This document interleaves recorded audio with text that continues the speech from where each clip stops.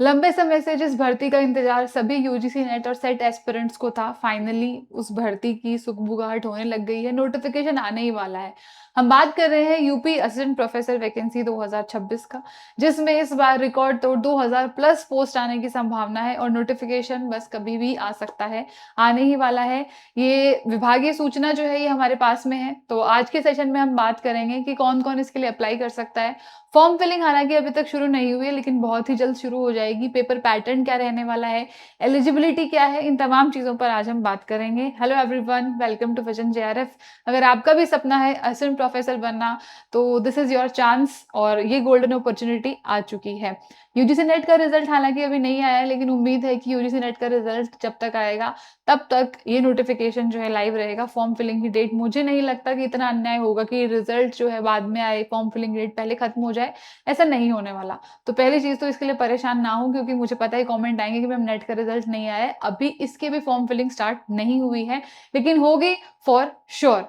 तो ये न्यूज़पेपर की कटिंग है जिसमें बताया कि असिस्टेंट प्रोफेसर भर्ती जो है वो आने ही वाली है। उच्च शिक्षा निदेशालय ने कुल 2107 पदों के लिए जो अधियाचन है वो भेज दिया गया है।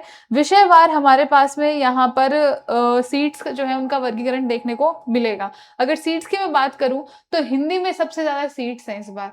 हिंदी के अंदर टोटल 195 सीट्स आएंगी, केमिस्ट्री में 178, बीएड में 176, इंग्लिश में 111 और बॉटनी में 104, संस्कृत में 103, इकोनॉमिक्स में 100, कॉमर्स में 99, फिजिक्स में 98, ज्योग्राफी में 96 सीट्स हैं, कम नहीं है ये भी। पॉलिटिकल साइंस में 94, जूलॉजी में 91, सोशियोलॉजी में 81, साइकोलॉजी में 71 और लॉ में 61, हिस्ट्री में 60 सीट्स हैं, मैथ्स में 51 है, एशियन कल्चर में जो एक सीट है, और फिर ये कुछ सब्जेक्ट्स ऐसे हैं जिनमें 2-5 सीट है। ये सारी सीट्स मिला के टोटल इनकी संख्या हो जाती है 2107। तो सबसे पहले ये वो पोस्ट है। अगर आपका सब्जेक्ट इसमें है तो डेफिनेटली आपको अप्लाई जो है वो करना चाहिए। अब बात जो आती है दिमाग में वो ये है कि इसकी एलिजिबिलिटी क्या रहने वाली है। एलिजिबिलिटी ये है कि आपने मास्टर्स 55% से कंप्लीट किया हो और इस 55% में आपको 5% का जो है वो छूट मिलेगी अगर आप ओबीसी, एससी, एसटी या पीडब्ल्यूडी कैटेगरी से आते हैं। तो सबसे पहली क्वालिफिकेशन ये है। दूसरी ये है कि आपके पास में या तो नेट होना चाहिए, या तो क्या नेट होना चाहिए आपके पास में। अगर नेट नहीं है तो आपके पास में पीएचडी की डिग्री जो है वो होनी चाहिए as per the UGC regulation. दोनों में से कोई भी एक चीज जो है वो चलेगी। सेट का यहाँ पर कोई रोल है नहीं, क्योंकि यूपी में होता नहीं है। दूसरा सवाल दिमाग में ये आएगा कि क्वालिफिकेशन है, हम यूपी से नहीं है, हम एमपी से हैं, राजस्थान से हैं, दूसरे स्टेट से हैं, तो क्या हम अप्लाई कर सकते हैं? बिल्कुल अप्लाई कर सकते हैं, लेकिन नौकरी आपको यूपी में ही मिलेगी। यूपी सरकार के अंडर ही काम करना होगा, यूपी में रह करके ही। इसके लिए अगर आप तैयार हैं तो बिल्कुल गोल्डन अपॉर्चुनिटी है, आपको डेफिनेटली इसके लिए अप्लाई जो है वो करना चाहिए। तो सीट्स बता दी हमने, एलिजिबिलिटी जो है वो भी इसमें डिस्कस कर ली। एज लिमिट की बात करें तो जो बेयर मिनिमम एज है 21 साल की एज आपने पूरी कर ली हो, और 40 ईयर्स 21 से 40 साल के बीच में अगर आप हैं तो आप इस वैकेंसी के लिए अप्लाई कर सकते हैं। तो सीट्स देख ली, एलिजिबिलिटी भी देख ली, एज क्राइटेरिया भी देख लिया। फॉर्म फिलिंग की बात आएगी तो फॉर्म फिलिंग अभी स्टार्ट नहीं हुई है, बहुत ही जल्द होने वाली है, और जैसे ही होगी आपको डेफिनेटली जो है वो बताया जाएगा। अब देखो, अब बात आती है कि सिलेक्शन प्रोसीजर जो है वो क्या है। सिलेक्शन आपका यहाँ पर जो है दो तरीके से, या हमने दो स्टेप्स में होने वाला है, दो चरणों में। सबसे पहले आपका रिटन एग्जाम होगा। रिटन एग्जाम का मतलब ये नहीं है कि रिटन क्वेश्चंस, ये ऑब्जेक्टिव टाइप एग्जाम होने वाला है, एमसीक्यू बेस्ड जिसको हम कह सकते हैं। तो ऑब्जेक्टिव टाइप आपका एग्जाम होगा, यानी कि एमसीक्यू बेस्ड। कितने क्वेश्चंस आएंगे?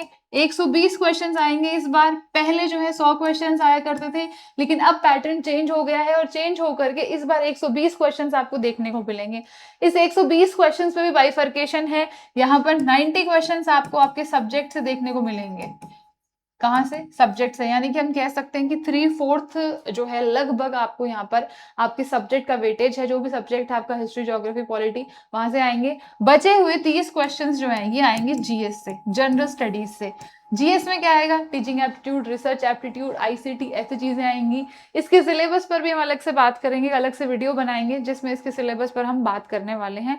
और सिलेबस इसका जारी हो चुका है, मैं अलग से बताऊंगी कहाँ से आपको डाउनलोड करना है, कैसे सिलेबस को देखना है, आने वाले दिनों में तैयारी कैसे करनी है, क्या चीजें पढ़नी क्या नहीं पढ़ना, उस पर भी बहुत सारे वीडियोस आपको देखने के लिए मिलने वाले हैं।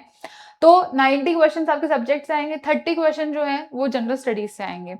ठीक है, सिलेबस के लिए अलग से वीडियो बनाऊंगी, बता चुकी हूँ। अब बात आती है कि क्या इसके अंदर नेगेटिव मार्किंग होगी, तो यस बिल्कुल नेगेटिव मार्किंग इसके अंदर होगी, और इसमें नेगेटिव मार्किंग होने वाली है 1/3, यानी कि 3 क्वेश्चन गलत करने पर आपके 1 क्वेश्चन का नंबर जो है वो चला जाएगा। तो 1/3 हर एग्जाम की तरह यहाँ पर भी नेगेटिव मार्किंग जो है वो होने वाली है। रिटन एग्जाम में अगर आप क्वालिफाई करते हैं तो उसके बाद में होगा आपका इंटरव्यू। अब इंटरव्यू के मार्क्स वगैरह अभी तक तो हमारे पास में नहीं कितने नंबर का होगा, क्योंकि वो जब पूरा डिटेल नोटिफिकेशन जारी होगा तभी हमें पता चल पाएगा।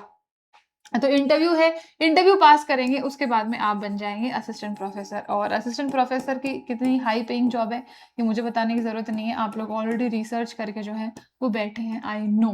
तो अगर 2026 में आप असिस्टेंट प्रोफेसर बनना चाहते हैं, आपका भी सपना है, सो हियर यू गो, ये है आपका चांस। बहुत सारे स्टेट्स में अभी सेट की वैकेंसी आई हुई है, राजस्थान में, महाराष्ट्र में, एमपी में आने वाली है, गुजरात में आई हुई है, वेस्ट बंगाल में आई हुई है, छत्तीसगढ़ में आई, 5-6 तो मैंने आपको गिना दी, जम्मू कश्मीर में भी आई हुई, लीजिए 7वां।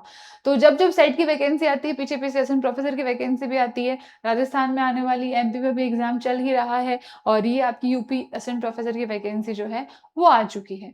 तो अभी से तैयारी में लग जाइए। अब इसके नेक्स्ट में एक वीडियो बनाऊंगी आपके लिए जिसमें सिलेबस डिस्कशन होगा, आपको सब्जेक्ट वाइज सिलेबस डिस्कशन भी देखने को मिलेगा, एक ओवरऑल सिलेबस भी हम देखेंगे कि कैसे तैयारी करनी है, कैसे आपको जीएस और सब्जेक्ट को साथ में लेकर के चलना है, क्योंकि अक्सर हम 30 क्वेश्चन को यूं ही हल्के में ले लेते हैं, नहीं, पूरा प्रॉपर उसको भी पढ़ेंगे। विजन जेआरएफ भी आपके लिए तैयारी कर रहा है, बहुत सारी चीजें आपके लिए लेकर के आने वाला है, ऐसा नहीं यूपीएससी प्रोफेसर में हमने हमारे हाथ पीछे खींच लिए, नहीं, पूरी सारी चीजें जो है तैयारी की जा रही है, उसके लिए परेशान ना हो, बहुत जल्द नई अपडेट्स, नई घोषणा के साथ में आपके सामने जो है आने वाले हैं। ठीक है, तो ये तमाम चीजें थी जो इसके बारे में बतानी थी। पोस्ट टोटल मैं आपको बता चुकी हूँ कि 2107 के लगभग जो है पोस्ट यहाँ पर निकलने की संभावना है, और जैसे ही फॉर्म फिलिंग स्टार्ट होगी आपको उसकी जानकारी दी जाएगी, फॉर्म कैसे भरना है, क्या क्या चीजें चाहिए, वो सब कुछ भी आपको बताया जाएगा।